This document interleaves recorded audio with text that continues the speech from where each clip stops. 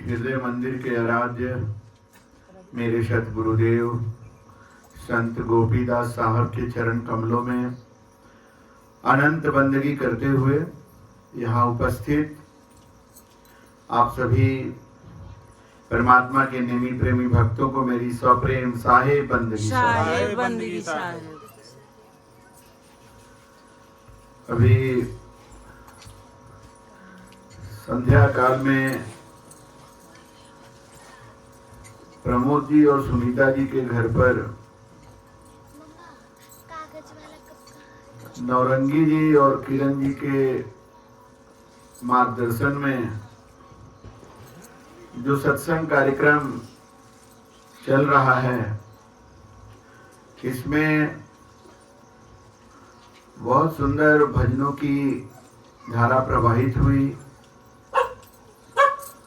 और पटना से आई हुई साध्वी दिल्ली साहब और प्रियंका साहब के द्वारा अमृतमय प्रवचन किया गया, जिसको अगर आप लोग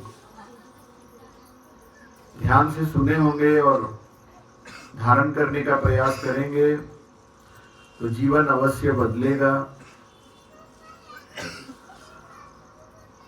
लेकिन अब मेरे बोलने की बारी है तो कुछ बोलना जरूरी भी है जी। तो सबसे पहले तो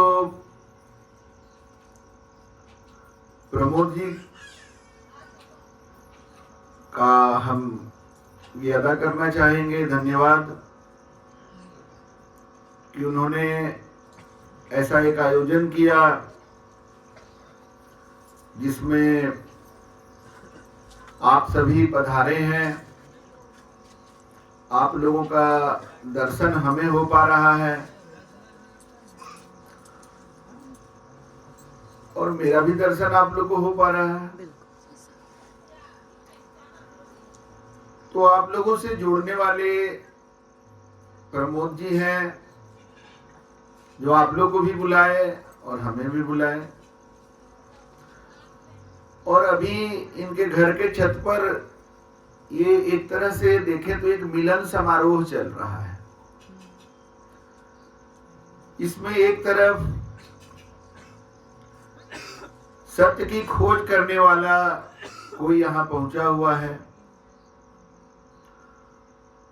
और दूसरी तरफ अपने जीवन में उपलब्ध किए गए सत्य को और लोगों के जीवन के कल्याण के लिए गली गली में बिखेरने का, फैलाने का संकल्प लेकर पटना से आए हुए हैं हम। अब कहा गया है दूल्हा दुल्हन मिल गए तो फीकी पड़ी बारात। बारात में तो आते हैं बहुत सारे लोग, लेकिन शादी तो किसी एक का ही होता है। इतना लोग बारात में आता है, सबका शादी नहीं होता है। कुछ शादीशुदा आते हैं, कुछ कुंवारे आते हैं। तो वैसे ही यहां भी कुछ ऐसे लोग भी आए हैं जिनके जीवन में गुरु हैं, उन्हें गुरु से सद ज्ञान प्राप्त हो गया है, उसके आनंद में उनका जीवन बीत रहा है। और बहुत सारे ऐसे भी आए हैं जिनके जीवन में गुरु नहीं है,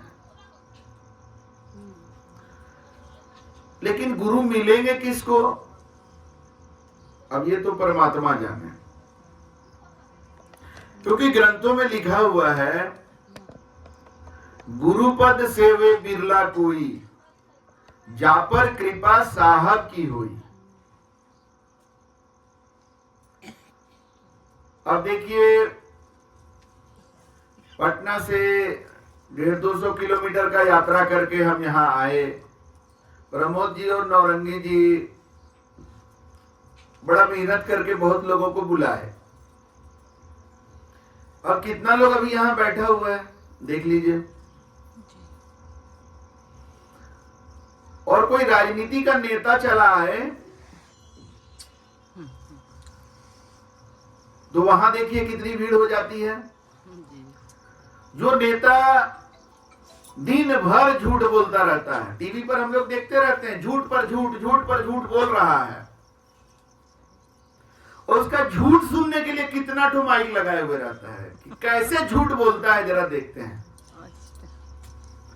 कल तक जो नेता भाषण दे रहा था कि हम तो जीत रहे हैं, हम इनको हरा देंगे, इनको खत्म कर देंगे, ये गलत है, अगर आज उसको इज्जत होता तो आके माफी मांगेगा क्या कि कल हम इतना सारा गलत सलत बात बोले? कभी देखे कोई नेता को माफी मांगते हुए कि हम बहुत झूठ बोले थे? नहीं मांगता है माफी। क्यों मांगेगा? जब उसका उतना झूठ बोलने के बावजूद जनता उसके पीछे पीछे घूम रही है अपने अपने स्वार्थ के चक्कर में, तो झूठ बोलने का माफी क्यों मांगेगा? उसके झूठ बोलने के बावजूद, भ्रष्टाचार करने के बावजूद, जेल जाने के बावजूद लोग उसके पीछे पीछे घूम रहे हैं। और साधु संत चलते हैं तो उनके लिए समय नहीं है, उनके पीछे चलना नहीं चाहते हैं। तो ऐसी दुनिया है। तो इस दुनिया का जो रहन सहन है, चाल ढाल है, वैसा ही फल भी भोग रहा है। हॉस्पिटल जिधर भी खुल जा रहा है भरा हुआ मिलता है हॉस्पिटल, जेल भरा हुआ है, थाना में जाइए भीड़ लगा हुआ है, कोर्ट में जाइए भीड़ है, और हर दिन रोड पर सैकड़ों हजारों एक्सीडेंट, कोई इधर मरा, कोई उधर मरा, किसी का इधर टांग टूटा, किसी का उधर हाथ टूटा। आज किसी का नंबर है, कल किसी और का नंबर आएगा, पता नहीं है कब किसका नंबर लग जाएगा। अकाल मृत्यु हो जा रही है।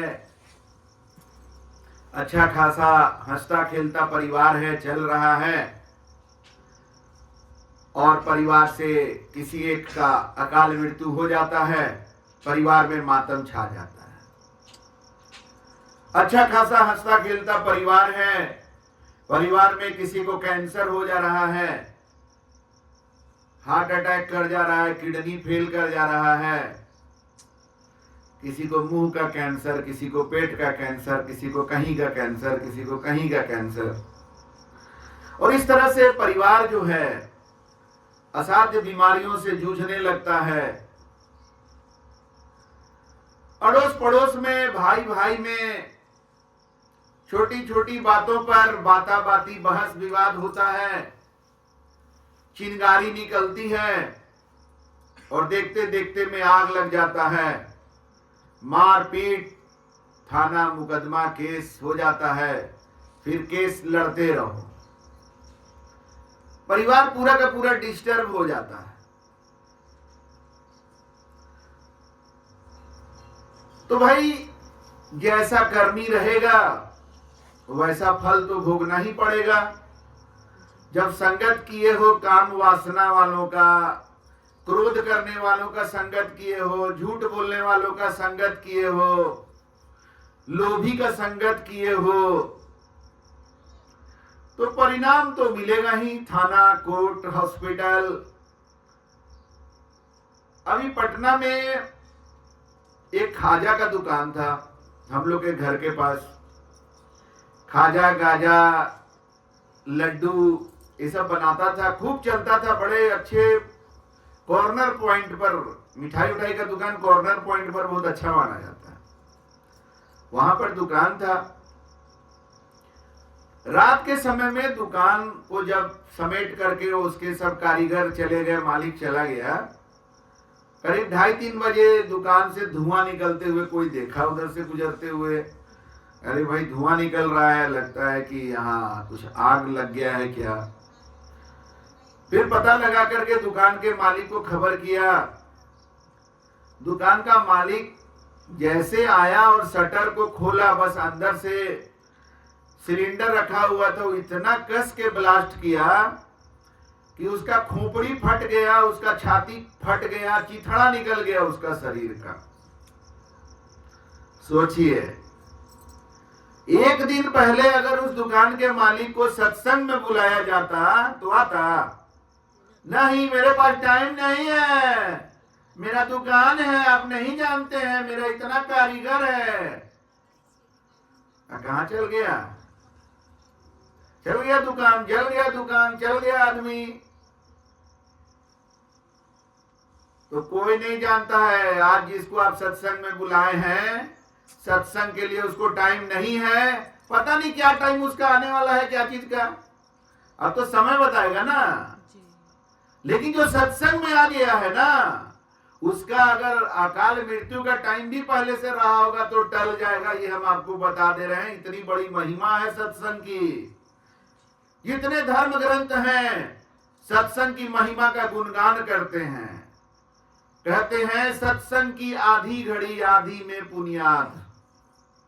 एक घड़ी 45 मिनट का होता है, तो आधा घड़ी 22 मिनट का हुआ कम से कम। इतना देर भी अगर आप सत्संग कर लेते हैं, इतनी संगति साधु की, साधु संतों की इतनी छोटी सी संगति भी कोटिन हरे उपाद आपके जीवन के हजारों लाखों आपके अपराध को, आपके व्याधि को, आपके बाधाओं को हरण कर लेता है। तो यहां बैठ के बहुत लोग ऊँघ भी रहे हैं, बहुत लोग कहीं पता नहीं भोजन का इंतजार कर रहे होंगे, या मेरा बात कब खत्म कर दें, ये वो भी चाह रहे होंगे।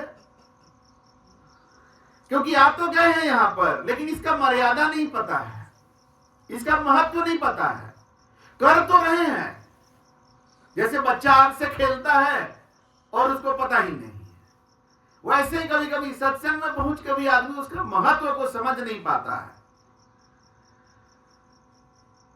तो कहीं आपका ये अवसर खो न दें आप, इसलिए जागते रहिए, ध्यान से बातों को सुनिए।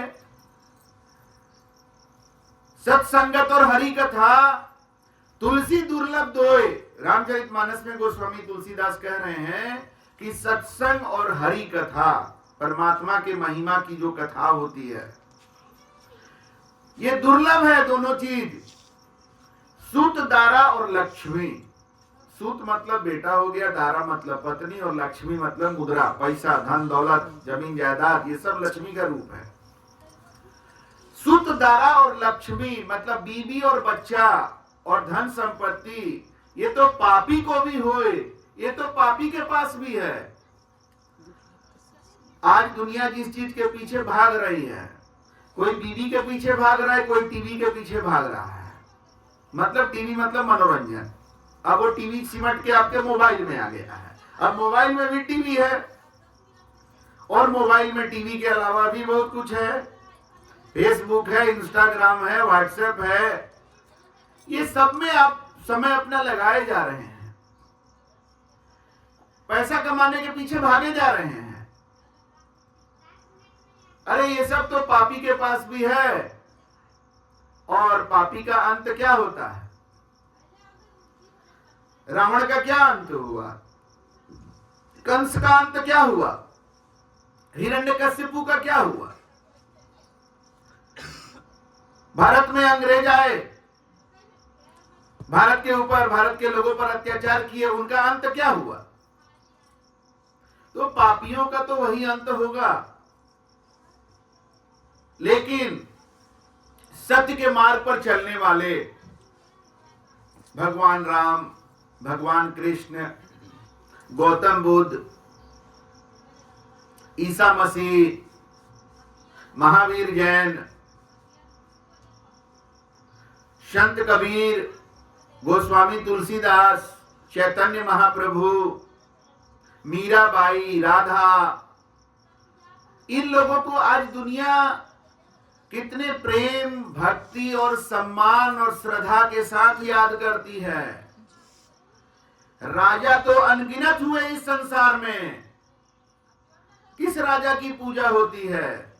अयोध्या के राजा भगवान राम की पूजा होती है। द्वारिकाधीश भगवान कृष्ण की पूजा होती है। गौतम बुद्ध भी एक राजघराने में जन्म लिए थे, राजा के बेटा थे, राजपाट छोड़कर चले गए सत्य की खोज में, और बिहार के ही गया जिला में जो बोध गया है वहां पर उन्होंने सत्य को, ज्ञान को प्राप्त किया। इनकी पूजा करती है दुनिया, इनको याद करती है प्रेम और सम्मान से। अब आपके पास भी एक मानव जीवन है, जैसा जीवन भगवान राम, भगवान कृष्ण, गौतम बुद्ध, ईसा मसीह, सदगुरु कबीर, इन सब महापुरुषों ने जो जीवन यहां अपना दिखाया, वैसा जीवन आपके पास भी है। बहुत रामायण सीरियल देख लिए, बहुत महाभारत का सीरियल देख लिए, खूब तारीफ किए, खूब अच्छा लगा आपको रामायण देखने में, महाभारत देखने में बहुत अच्छा लगा। कभी आज तक आपने सोचा कि भगवान राम का राज्याभिषेक होने वाला था और उस दिन उनको जंगल जाना पड़ा? आपके साथ अगर ऐसा होता तो कैसा लगता? कभी सोचे इसको? सोच करके देखिएगा। आज ज्यादा दूर जाने की जरूरत नहीं है, अपना परिवार में ही देखिए। भाई भाई के बीच जमीन का छोटा सा टुकड़ा के लिए, चंद रुपयों के लिए कितना कलह मचा हुआ है। और एक तरफ एक ऐसा भाई, एक ऐसा बेटा जिसका पूरे राजपाट पर अधिकार है, वो सारा राजपाट छोड़ करके जंगल के तरफ चला जाता है अपने पिताजी का आज्ञा का पालन करने के लिए। आज तो पिताजी पर लोग हाथ चला दे रहे हैं। ऐसा ऐसा लड़का है जो बाप पर हाथ चला दे रहा है, बाप को हत्या भी कर दे रहे हैं धन संपत्ति के लिए। सोचिए जरा, बेटा होता है तो लोग कितना खुश होते हैं कि कुल दीपक हो गया, वंश चल गया। और ऐसा वंश चलता है कि वही एक बेटा ऐसा भी उसमें निकल जाता है जो बाप का ही हत्या कर देता है। और जिन लोगों के भी बाल बच्चे हैं वो बात को अनुभव कर सकते हैं कि माँ बाप सभी बच्चों से अपने प्रेम करते हैं। हर माँ बाप अपने सभी बच्चों से प्रेम करते हैं। किसी माँ बाप के किसी एक बच्चे को अगर सताया जाएगा, उसको दुख दिया जाएगा, तो कोई माँ बाप खुश होगा क्या? लेकिन कितने दुख की बात है कि आप ही का बेटा या आप ही की एक बेटी आप ही के दूसरा बेटा या दूसरे बेटी को सता रहा है, और आपके आंखों के सामने आप घूंट रहे हैं।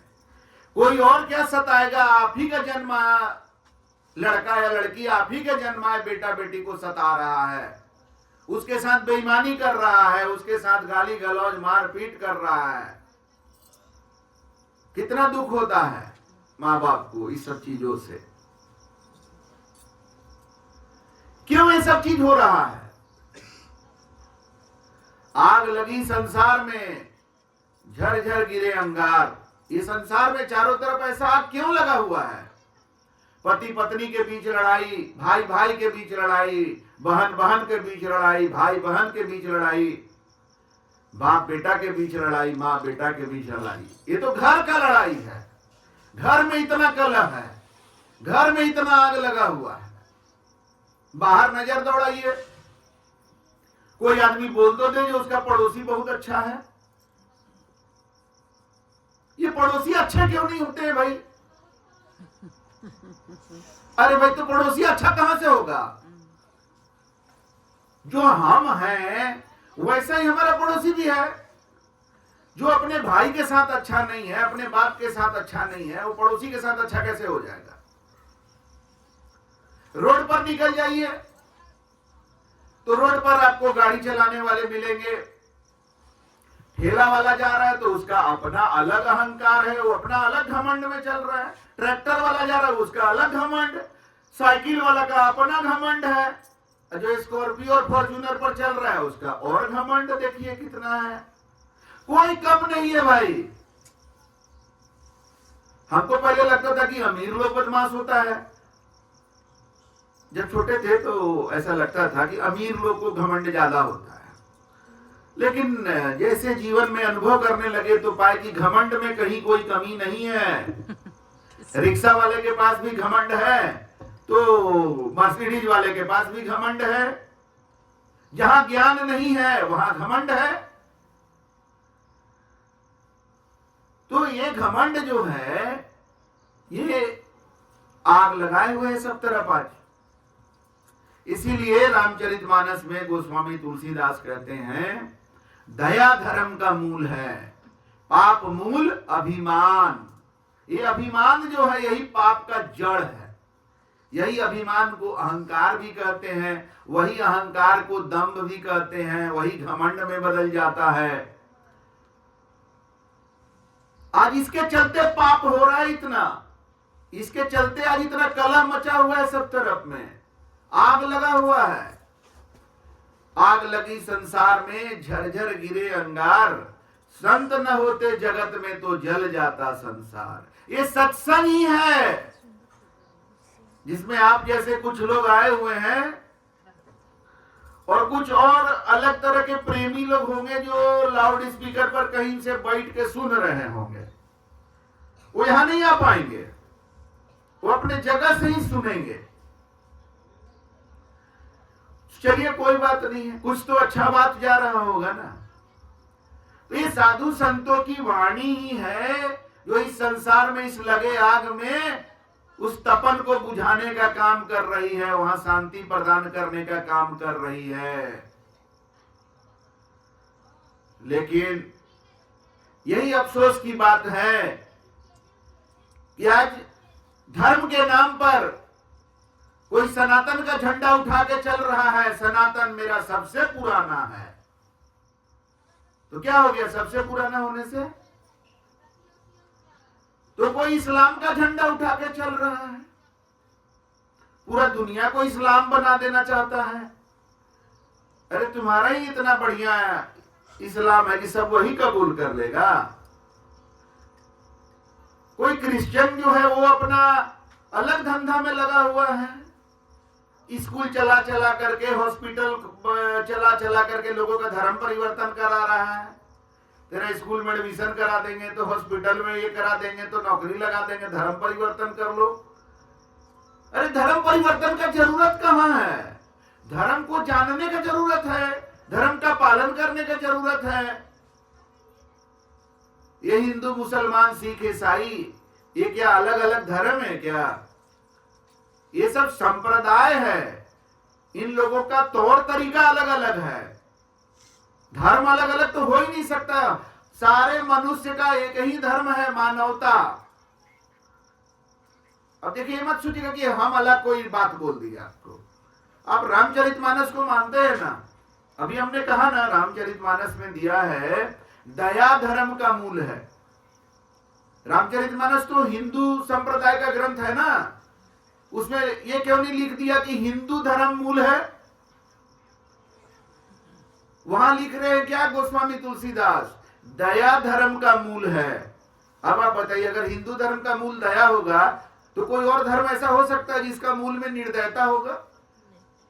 किसी के जड़ में अगर निर्दयता है तो धर्म हो सकता है क्या? उसका आप नाम कुछ भी दे दीजिए, वो धर्म नहीं हो सकता है। कोई भी अगर धर्म कहलाने का हक तभी रखता है जब उसमें दया की बात की जाएगी। जहां निर्दयता की बात की जाएगी वो धर्म कहलाने का हक ही नहीं रखता है। तो सारे मनुष्य के लिए तो एक ही धर्म है ना, दया। और क्या है धर्म?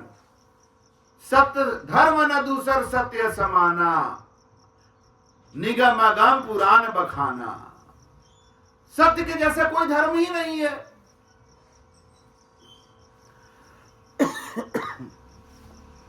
झूठ बोलना धर्म हो सकता है क्या? और कोई अगर झूठ बोलना सिखाए तो उसको आप धार्मिक कहिएगा कि वो बिगाड़ने वाला आदमी कहलाएगा जी? ऐसा कोई धर्म ग्रंथ लिखे जिसमें झूठ बोलने का कला सिखाए, वो धर्म ग्रंथ कहलाएगा क्या? ये तो विधर्मी का ग्रंथ हो सकता है। तो इसका मतलब क्या हुआ कि सारे मनुष्यों के लिए सत्य धर्म हुआ, सारे मनुष्यों के लिए दया धर्म हुआ। और एक सदगुरु कबीर की वाणी है, वो भी यही बात बोल रहे हैं। देखिए, इधर गोस्वामी तुलसीदास कह रहे हैं कि दया धर्म का मूल है, और उधर सदगुरु कबीर क्या बोल रहे हैं, जहां दया तहां धर्म है। धर्म कहां है? जहां पर दया है। अब बताइए, कोई अंतर है? जहां दया तहां धर्म है, जहां लोभ तहां पाप। आज संसार में इतना पाप क्यों हो रहा है? क्योंकि भाई भाई के बीच लोभ आ जा रहा है बीच में, और पड़ोसी पड़ोसी के बीच लोभ आ जा रहा है बीच में। तो कह रहे हैं कि जहां लोभ है वहां पाप है। और गोस्वामी तुलसीदास क्या कह रहे हैं? पाप मूल अभिमान। पाप का जड़ क्या है? घमंड है, अहंकार है। और आगे कहते हैं, जहां दया तहां धर्म है, जहां लोभ तहां पाप, जहां क्रोध तहां काल है। गुस्सा आ जाए तो समझ जाइए कि काल आ गया है। अब काल आ गया है तो क्या करेगा? काल डैमेज करेगा। किसका डैमेज करेगा? जहां आया है उसका डैमेज करेगा। आपके अंदर आया है तो आपका डैमेज करेगा। तो आप कहेंगे नहीं, हम दूसरे का डैमेज कर देंगे। हाँ, तो कर दीजिए, फिर वो भी तो आपका डैमेज करेगा ना। मतलब डैमेज होना है, काल आ गया तो काल काल आप लोग सुनते रहते हैं ना। कोई कोई अपने गाड़ी के पीछे लिख देता महाकाल, मतलब बच के रहना हमसे। वो अपने को काल घोषित कर दिया। तो क्रोध का रूप है वो अपना व्यक्तित्व में वो क्रोध को बना लिया कि यही मेरा व्यक्तित्व है। मतलब बर्बाद होना उसकी नियति है। तो जहां क्रोध तहां काल, और जहां क्षमा तहां आप। मतलब परमात्मा कहां मिलेंगे आपको? जहां क्षमा होगा। आप देखिए, कहीं भी आपका लड़ाई चल रहा है, पति पत्नी के बीच में, भाई भाई के बीच में, भाई बहन के बीच में, अड़ोसी पड़ोसी के बीच में, थोड़ा सा क्षमा करके देखिए आप। थोड़ा दर्द होगा क्योंकि आदत नहीं है ना। ये सब चीज तो सिखाया गया नहीं स्कूल कॉलेज में। और जिसका संगत आपने किया, किसका संगत किया? अपने परिवार का संगत किए, तो परिवार में क्षमा करते तो देखे नहीं। पिताजी माँ को क्षमा नहीं कर रहे हैं, माँ पिताजी को क्षमा नहीं कर रही है। माँ अपना कितना साल पुराना मैटर लेके बैठी हुई है, अब पिताजी भी मैटर लेके बैठे हुए हैं कि शादी में गए थे तो तेरा बाबूजी हमको ये नहीं दिए, तो तेरा भाई हमको ऐसे बोल दिया। शादी का 25-25 साल बाद तक देखते हैं कि लोग शादी में गए थे उस समय का बात लेके लड़ते रहते हैं। तो बच्चा कहां से क्षमा सीखेगा? तो घर में तो क्षमा सीखा नहीं। अब बाहर में कौन लोग हैं? जो घर में हैं वही लोग तो बाहर में हैं। तो बाहर में कहां से क्षमा मिलेगा? क्षमा सीखने तो सत्संग में मिलेगा। और वहां देखिए क्या हालात है। कोई बात नहीं है, अरे कुछ लोग ही क्षमा करेंगे तो धीरे धीरे सद्गुण बढ़ेगा ना। जाने दीजिए, दुनिया को जलने दीजिए, दुनिया को अपने रास्ते पर चलने दीजिए, अपने तरीका से जलने दीजिए। आप अपने जीवन को शांत करिए। क्रोध रूपी आग जो लगता है ना, उसको क्षमा रूपी शीतल जल से उसको शांत करिए। करेंगे आप लोग? तो बाहर वालों को तो पहले छोड़ दीजिए। जो लोग भी यहां आए हैं, जो शादीशुदा हैं, महिला हैं, तो अपने पति का कुछ गलती को क्षमा कर दीजिए कि जाओ, अब आज के बाद से तुम्हारा ये वाला गलती का हम नाम कभी लेंगे ही नहीं, माफ कर दिए तुमको।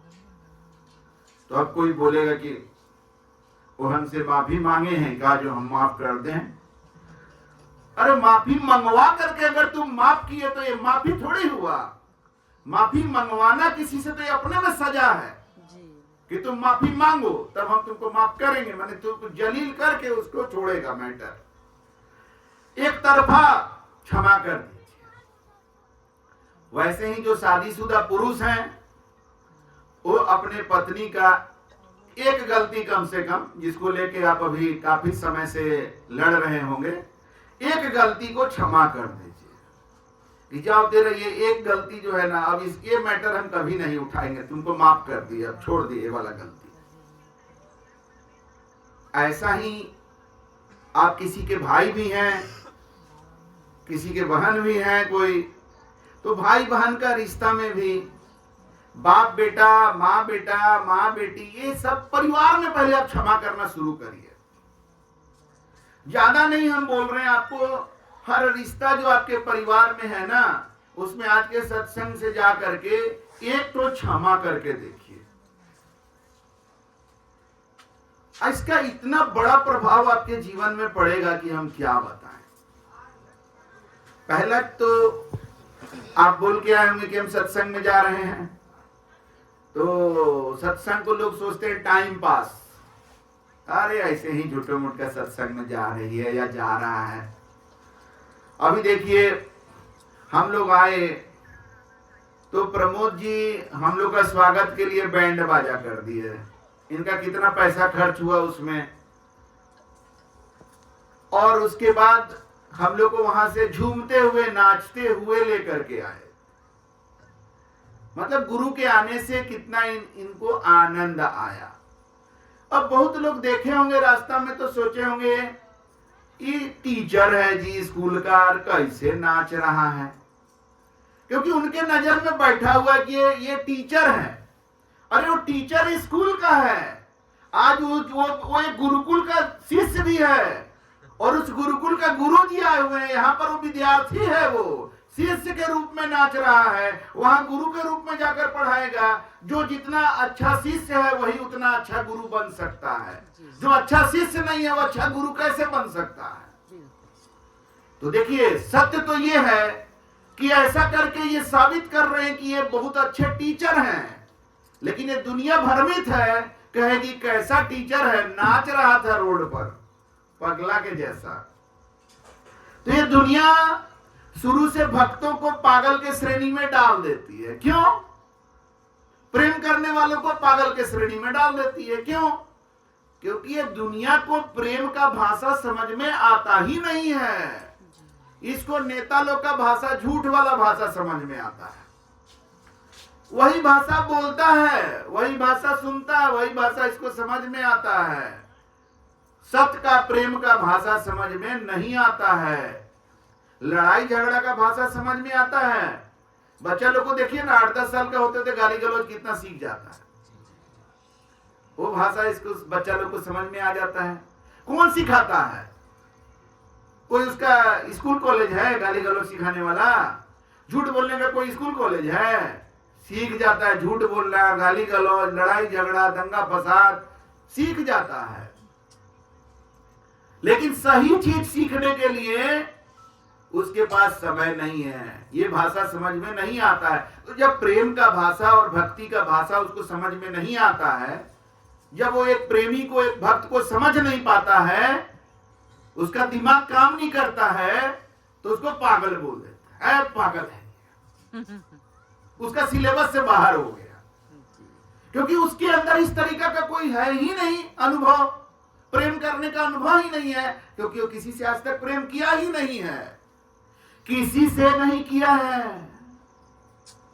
अपने पत्नी के साथ भी सौदा ही किया है, अपने बाल बच्चों के साथ भी सौदा ही कर रहा है, तो प्रेम जानेगा क्या?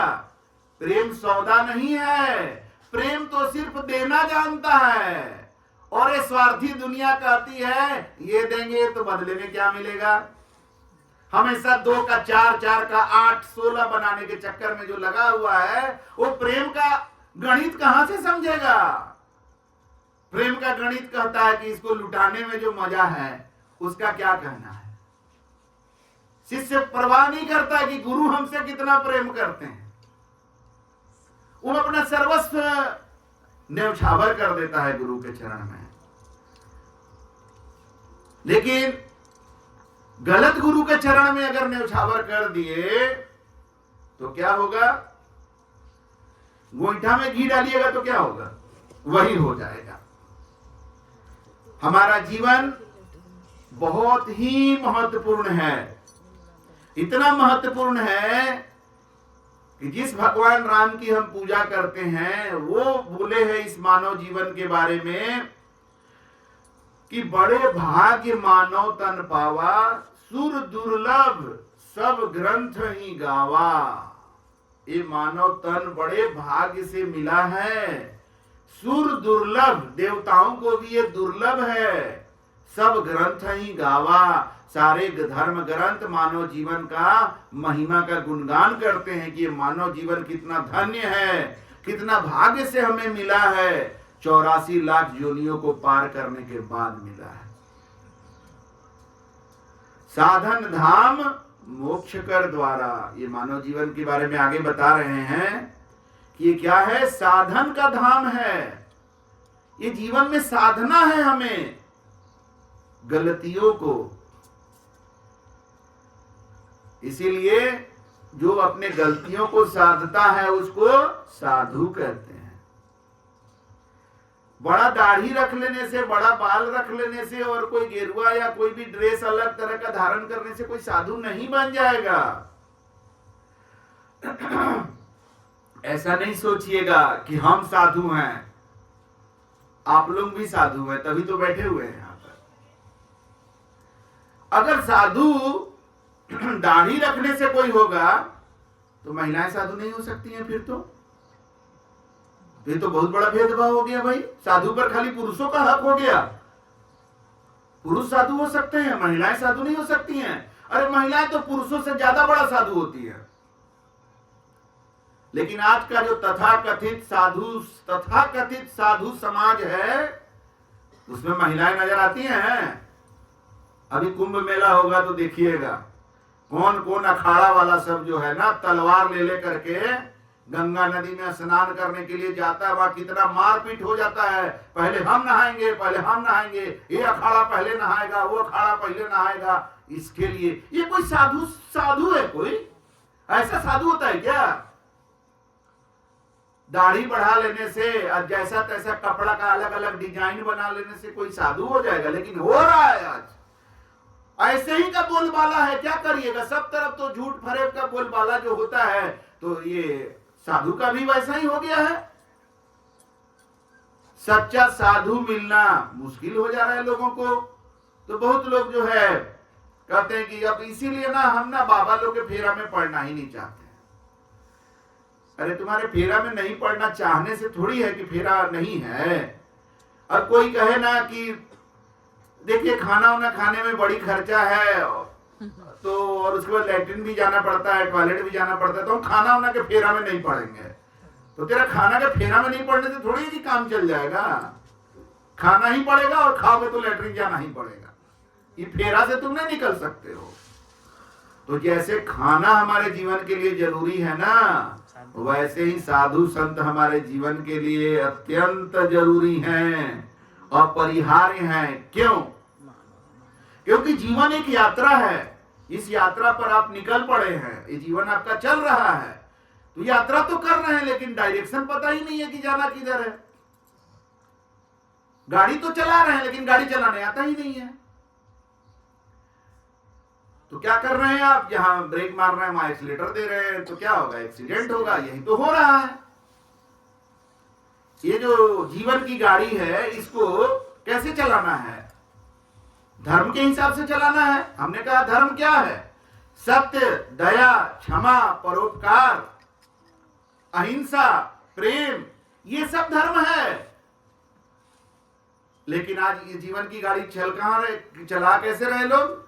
काम वासना पर चला रहे हैं, क्रोध पर चला रहे हैं, लोभ पर चला रहे हैं, झूठ पर चला रहे हैं। तो कैसे उनका गाड़ी सही चलेगा?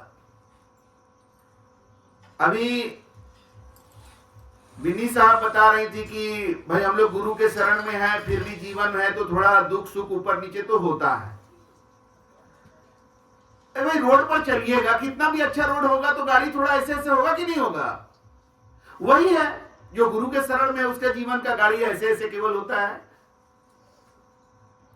और जो गुरु के शरण में नहीं है उसका जीवन का गाड़ी तो किसी का खेत में उतर गया है, किसी का गड्ढा में घुस गया है, किसी का घाटी में पेड़ पर लटका हुआ है, उसको पता भी नहीं है। और वो कोशिश कर रहा है अपना उसी में चलाने का, और जितना वो कोशिश करता है उतना ही उसका जिंदगी और खराब होते जा रहा है। तो इसीलिए जीवन में, जीवन की गाड़ी चलाना सिखाने वाला हमें कोई खेवैया चाहिए। जीवन का नैया पार करने के लिए ये नाव चलाने सिखाने वाला कोई चाहिए, हमें कोई मार्गदर्शक हमें चाहिए, अन्यथा हमारी गाड़ी, हमारा नाव भटक जाएगा और हम जीवन को गंवा बैठेंगे। तो ये जीवन को बचाने के लिए जीवन का समय काटना अलग चीज है, और इस जीवन को सही तरीका से जी करके इसके मंजिल को प्राप्त कर लेना, जहां के लिए आप निकले वहां पहुंच जाना, ये एक अलग बात है। जैसे अभी हम लोग आ रहे थे पटना से, तो बहुत बार ऐसा रोड आया जो रोड उतना अच्छा नहीं था, और दूसरे तरफ एक ऐसा रोड जा रहा था जो बहुत अच्छा था। तो गाड़ी चलाने में मजा कैसे कब आता है? जब अच्छा रोड रहता है उसमें आता है कि नहीं? तो हम लोग अगर अच्छा रोड में चले जाते तो यहाँ नहीं पहुंचते। खाली मजा कैसे आएगा उसमें नहीं देखना है ना, मंजिल तक जा रहा है कि नहीं, वो रास्ता, वो तरीका, आप किस तरीका से जिंदगी जी रहे हैं। हो सकता है कि उसमें तकलीफ हो, जैसे प्रमोद जी ने आज ये आयोजन किया, इनका पैसा खर्च हुआ तो तकलीफ तो हुआ होगा, कष्ट होगा, लेकिन ये रास्ता जा कहां रहा है, मंजिल की तरफ जा रहा है कि नहीं, ये चेक करो। और कोई आज 2 नंबर का पैसा कहीं से बना लिया होगा, लेकिन वो रास्ता किधर जा रहा है। कोई आज पैसा सत्संग में लगा दिया है, कोई आज 2 नंबर का पैसा कमा के आज तो हमारा एकदम ऐसा ठगे ना, उसको ऐसा मजबूर कर दिए कि साला बाप बाप करके हमको पैसा दे दिया। मजा तो आ रहा है उसको आज, लेकिन उसका गाड़ी का जा किधर रहा है, पाप के तरफ जा रहा है, पाप के गर्त में जा रहा है। और जिस दिन उस दलदल में चला जाएगा ना, बाप बाप करते रहेगा, कोई बचाने वाला नहीं आएगा, क्योंकि उसका बाप अंदर बैठा हुआ है। हम लोग सबका बाप हम लोग के अंदर बैठा हुआ है, हमारा मालिक, हमारा परम पिता जो परमात्मा है, हम सब के अंदर बैठे हैं। और अंदर से जब वो कहते हैं कि बेटा गलत मत करो, झूठ मत बोलो, पाप मत करो, तो हम सुनते नहीं हैं। तो जिस दिन हम बाप बाप करेंगे तो वो भी नहीं सुनेंगे ना। लेकिन हम लोग अपने बाप का सुनते हैं, अपने अंदर जो मालिक हैं, हमारी जो अंतरात्मा है, हमारा जो जमीर है, उसका सुनते हैं। तो हम लोग के साथ दुख होता है तो हम लोग भी बाप बाप करते हैं, तो सुनते हैं, बस दूर हो जाता है दुख। सैया भाई कोतवाल तो डर का है भाई, कोई प्रॉब्लम आएगा तो बुलाएंगे अपने सैया को। हमारे सैया हमारे परमात्मा है, हमारे पिता हमारे मालिक हैं, परम पिता परमात्मा है। तो सत्संग में आने से हम अपने परमात्मा को जान पाते हैं, इस जीवन के सत्य को जान पाते हैं। और जीवन का जो सत्य है वो यही है कि हमारा ये जीवन परमात्मा का दिया हुआ है, और परमात्मा हमारे जीवन में रोम रोम में व्याप्त हैं। उसी को तो राम कहते हैं। रोम रोम में रमने वाला राम कहां है? अयोध्या में ढूंढने जाइएगा तो भी वहीं मिलेगा जहां यहां पर मिलेगा, आपके अंदर, बाहर मिलने वाला नहीं है। पत्थर के मूर्ति में कभी नहीं मिलने वाला है उसमें भी, ये भी जान लीजिए। परमात्मा कण कण में है, लेकिन जिसको अपने में नहीं दिखाई दिए, जिसको माता पिता और गुरु में परमात्मा नहीं दिखाई दिए, उसको मूर्ति में या मंदिर में और मस्जिद में खाक परमात्मा मिलने वाले हैं। जहां सबसे प्रकट है वहां दिखाई नहीं देते। माता पिता और गुरु से बढ़कर कौन रूप होगा परमात्मा का? हमारे माता पिता जो होते हैं, कम पढ़े लिखे भी अगर हैं, उनकी समझदारी कम भी है, तो जितना में भी है उतना में अपने बाल बच्चा का अपने हिसाब से भला चाहते हैं। अब ये अलग बात है कि बाल बच्चा आजकल पढ़ लिख ले रहा है, थोड़ा उसका विचार अलग हो जा रहा है, तो उसको लगता है कि नहीं, इनका जो सोच रहे हैं ये, इससे मेरा भला नहीं होगा। हो सकता है कि माँ बाप का कोई आइडिया गलत हो, माँ बाप का कोई तरीका गलत हो, माँ बाप का कोई विचार गलत हो, लेकिन उसका नियत गलत नहीं हो सकता। वो अपने बाल बच्चे का भला ही चाहता है। तो माँ बाप में परमात्मा नजर नहीं आते, गुरु में परमात्मा नजर नहीं आते, और ईटा पत्थर से अपने जोड़ के मंदिर बना लिया, अपने उसमें मूर्ति तराश करके बैठा दिया, उसमें परमात्मा नजर आते। ये कैसा ज्ञान है? जब माँ पिता और गुरु में परमात्मा नजर आ जाएंगे जिस दिन ना, उस दिन सब जगह परमात्मा नजर आएंगे। फिर मंदिर, मस्जिद, चर्च, गुरुद्वारा सब तुम्हारे लिए वो परमात्मा का स्थल बन जाएगा। फिर धर्म की लड़ाई नहीं होगी, फिर परमात्मा के नाम पर बलि नहीं चढ़ेगा, परमात्मा के नाम पर दंगा नहीं हो सकता है। क्योंकि जब आप जान जाएंगे कि जो परमात्मा आपके अंदर है, आपके माता पिता में, आपके गुरु में, वो दर्शन आप कर रहे हैं, वही परमात्मा सब जगह है और वो एक है, तो लड़ाई किस बात का?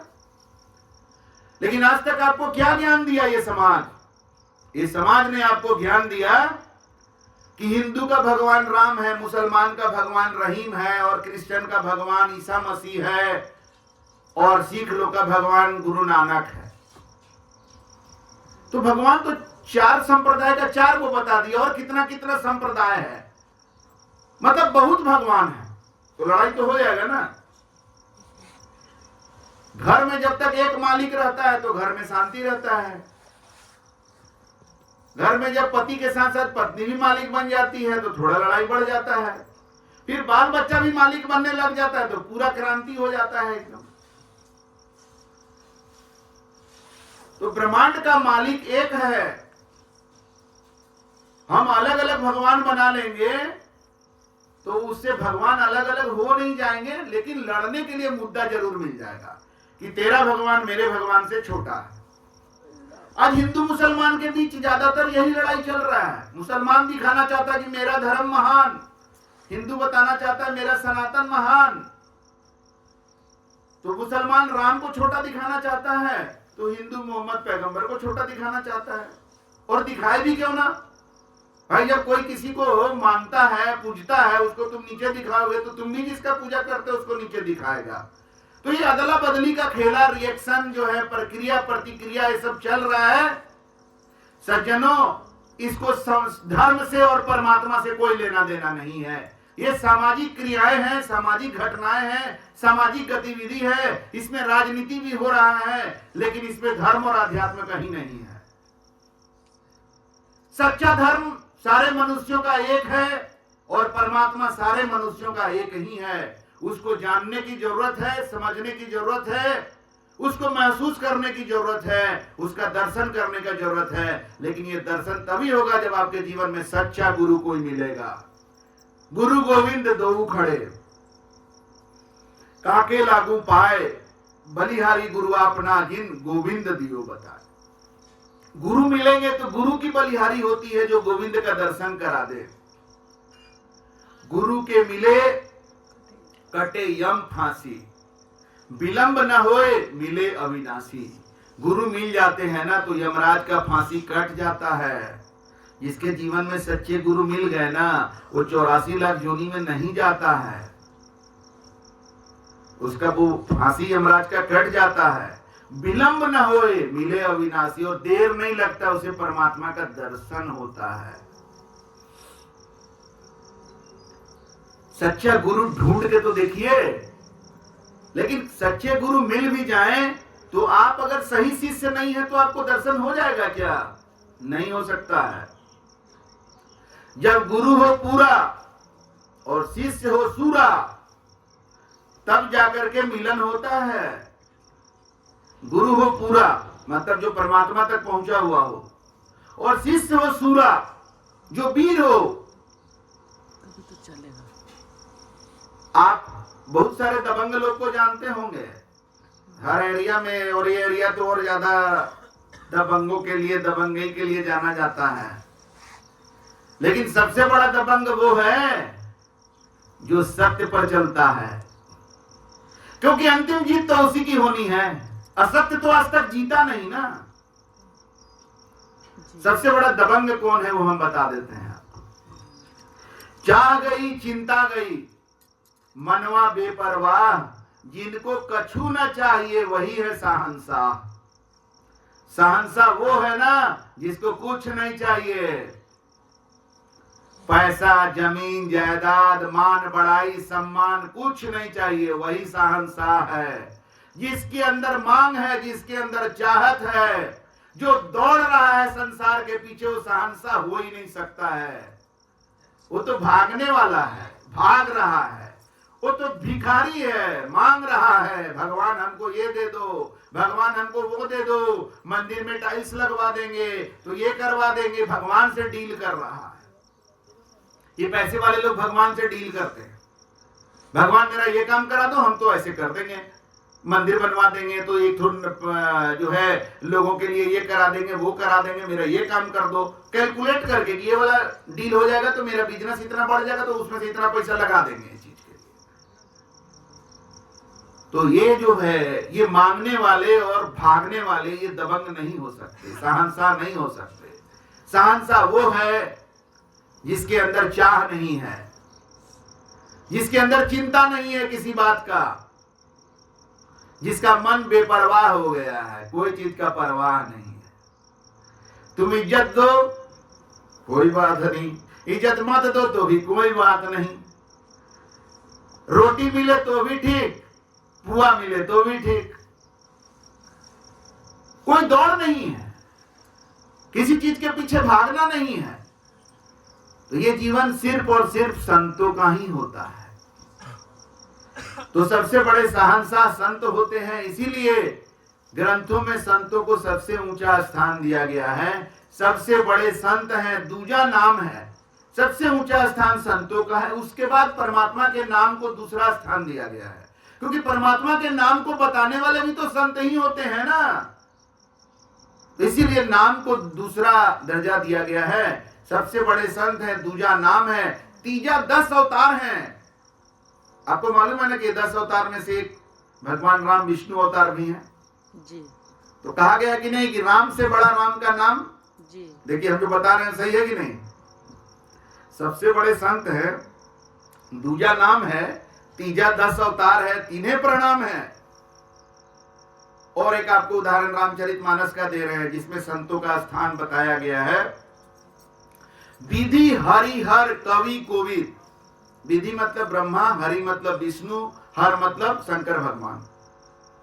विधि हरिहर कवि मतलब कवि, जानते हैं आप लोग, जहां ना जाए रवि वहां जाए कवि। कवियों में इतनी क्षमता होती है। और कोविद मतलब कवि, बहुत विद्वान जो होते हैं उनको कोविद कहते हैं, ज्ञानी। विधि हरिहर कवि कोविद वाणी, कहत साधु महिमा सकुचानी। ये सब ब्रह्मा विष्णु महेश और विद्वान और कवि लोग साधु की महिमा कहने में सकुचाते हैं। ये रामचरितमानस में दिया हुआ है। इतनी बड़ी महिमा है साधु संतों की। आगे कह रहे हैं गोस्वामी तुलसीदास, सो मौसम कहीं जात न तय सो। इसीलिए हमसे भी इनका महिमा कहा नहीं जा रहा है। कैसे हम असमर्थ हैं कहने में।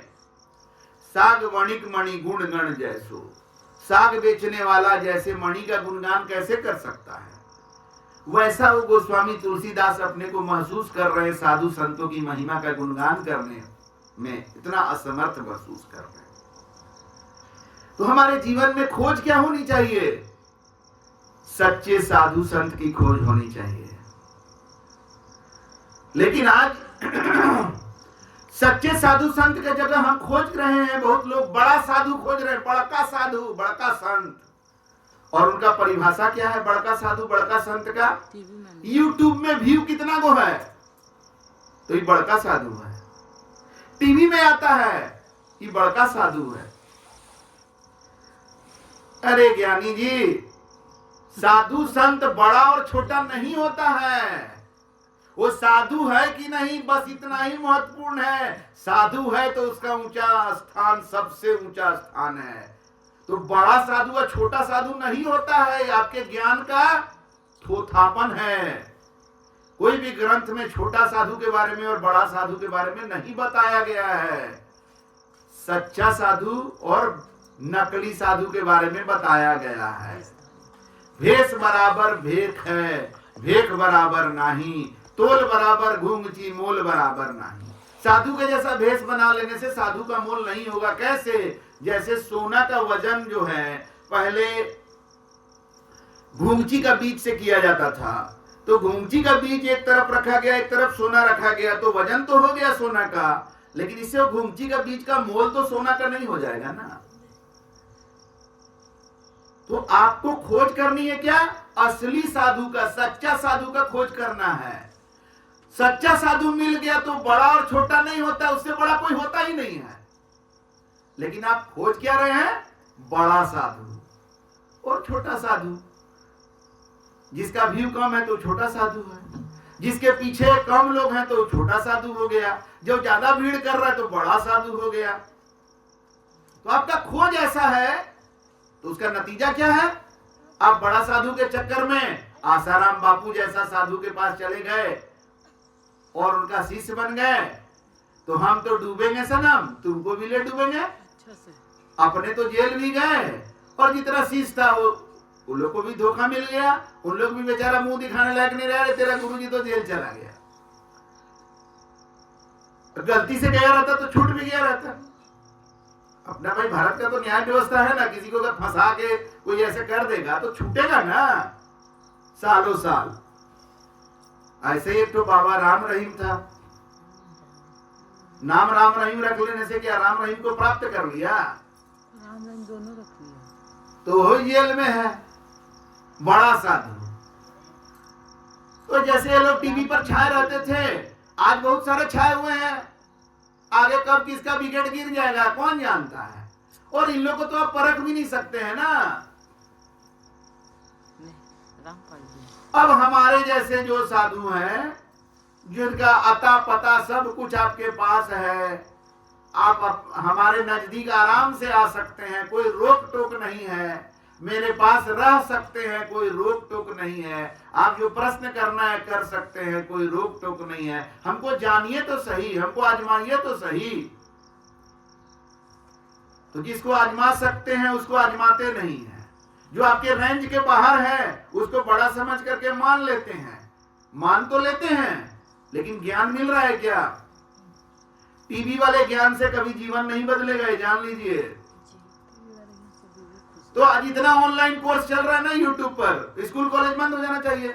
हम तो सोचे थे कि हमको लगा था कि कोरोना के बाद स्कूल कॉलेज बंद हो जाएगा, क्योंकि तो बड़ा अच्छा चीज आ गया ऑनलाइन क्लास, घर बैठे ऑनलाइन क्लास करते रहो।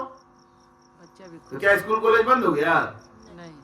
नहीं होगा, क्योंकि जो ऑफलाइन अभी हम लोग का चल रहा है ना, इसका कोई जोड़ नहीं है। ऑनलाइन शादी कर सकते हो, बच्चा पैदा नहीं होगा ऑनलाइन, तो ऑफलाइन ही होगा। तो उसी तरह से सत्संग ऑनलाइन कर सकते हो, लेकिन ज्ञान ऑफलाइन ही मिलेगा, क्योंकि ऑनलाइन में जो बताने वाला है वो तुमको अंधाधुंध बताया जा रहा है रास्ता। तुम कहां हो पूछा नहीं और रास्ता बताया जा रहा है। जैसे मान लीजिए हम पटना से आज यहाँ आए, तो हम कहीं रास्ता गड़बड़ाएंगे और आपसे पूछेंगे, तो आप रास्ता बताने के पहले पूछिएगा कि नहीं कि आप कहां पर हैं? क्या आप रास्ता बताने लग जाइएगा कि दाएं मुड़ जाइए, बाएं मुड़ जाइए? अरे क्या बात है भाई। लेकिन ये ऑनलाइन बाबा जो है ना, जो प्रवचन करता है, तो आप कहां हैं बिना पूछे आपको रास्ता बताया जा रहा है, अंधाधुंध वर्षा किए जा रहा है। लेकिन यहां पर आप हैं, आप हमसे व्यक्तिगत बात कर सकते हैं कि नहीं? हमको जितना आपके हिसाब से जो समझ में आ रहा है हम बोल रहे हैं। हम करोड़ों लोगों के हिसाब से थोड़ी बोल रहे हैं, हम तो आपके हिसाब से बोल रहे हैं। अब मेरा जब बोलना समाप्त हो जाएगा तब हम फ्री हैं, हम भाग नहीं जाएंगे, हम कल भी रुकेंगे। जो माइक पर भी मेरा आवाज सुन रहा है उसको भी कोई प्रश्न करना है तो आ सकता है प्रमोद जी के घर पर। आप हमसे सवाल करिए, हम आपके सवाल का जवाब देंगे। आप जहां पर है वहां के हिसाब से रास्ता बताएंगे। चल के तो देखिए, जीवन नहीं बदलेगा तब कहिएगा। तो इस तरह से अपने जीवन में सच्चे साधु संत की खोज करनी है। और उनको खोज करने के बाद उनको गुरु बनाना होगा आपको। साधु स्वरूपी गुरु हैं, गुरु स्वरूपी आप। गुरु मिलेंगे साधु के रूप में, तो साधु की खोज करिए, सच्चे साधु मिल जाए, गुरु बनाइए, और जब गुरु बना लिए तो आपको समझिए परमात्मा मिल गए। गुरु स्वरूपी आप, गुरु के रूप में आपको परमात्मा मिल गए। और जब ऐसा हो जाएगा आपके साथ, तो आप केवल अपने गुरु को ही परमात्मा नहीं मान के बैठ जाइए कि यही परमात्मा है। नहीं, परमात्मा का सच्चा दर्शन जिसको होता है उसका वाणी सुनिए। ग्रंथों में बताए हैं महापुरुष लोग जिनको दर्शन हुआ है, दुई दुई लोचन पेखा, हरि बिनु कछु नहीं देखा। जिनको परमात्मा का दर्शन हो गया है वो कह रहे हैं कि हम तो दोनों आंख से एकदम देखे दुनिया को, भगवान के अलावा कुछ दिखा ही नहीं। और देखिए रामचरितमानस में हनुमान जी कह रहे हैं, सिया राम मैं सब जग जानी, करहूं प्रणाम जोरी जुग पानी।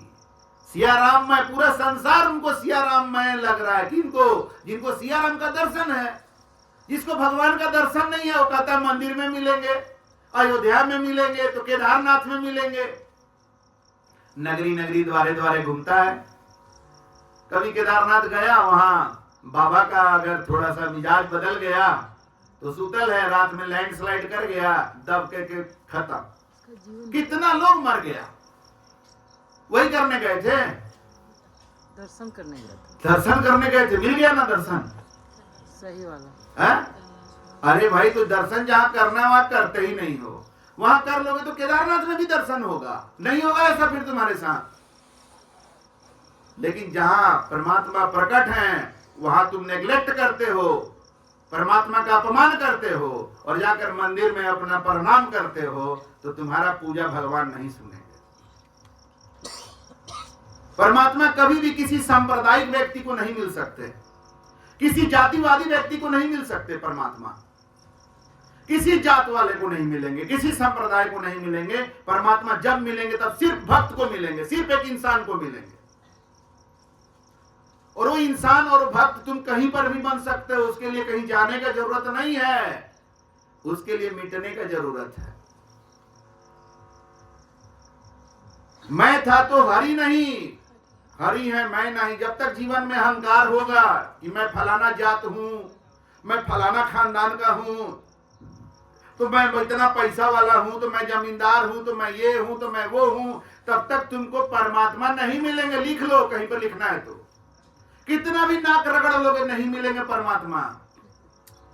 परमात्मा तभी मिलेंगे जब अपने मैं को मिटाओगे, और मैं को मिटाने का जगह है साधु संतों का चरण, वहीं पर मैं को मिटा सकते हो। तो हमें जीवन में गुरु के शरण में जाना, उनके चरण शरण में जाना विकल्प नहीं है, अपरिहार्य है। कोई और विकल्प ही नहीं है, जाना ही होगा। अगर हम अपने जीवन को बचाना चाहते हैं, संवारना चाहते हैं, अपने जीवन के लक्ष्य को पूरा करना चाहते हैं, अपने जीवन से दुख को, क्लेश को, कष्ट को, द्वंद्व को, मोह को, माया को, काल को भगाना चाहते हैं, तो हमें गुरु के शरण में जाना ही होगा। तो इन्हीं बातों के साथ अपने वाणी को यहीं विराम देते हैं। आप सब लोग हमारे वाणी वचनों को ध्यान से सुने, अच्छा लगा। साहेब बंदगी साहेब बंदगी साहेब।